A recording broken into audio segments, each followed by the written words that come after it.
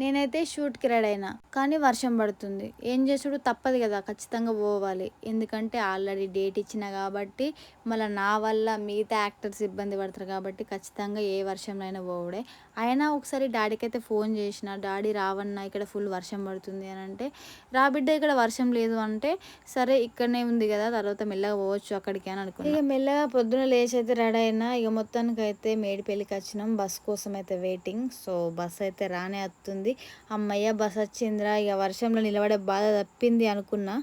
అనుకునే లోపే జైత్యాల వరకే ఉంది బస్సు. ఇక నేను ఎట్లనే చేసి ఆ వర్షంలో నిలబడే బాధ తప్పుద్ది అని చెప్పి బస్ ఎక్కిన. బస్ ఎక్కి చూస్తే మొత్తం గజ్జి గజ్జి ఇసుకిసుకుంది. నాకు ముందే ఓసిడి ప్రాబ్లము.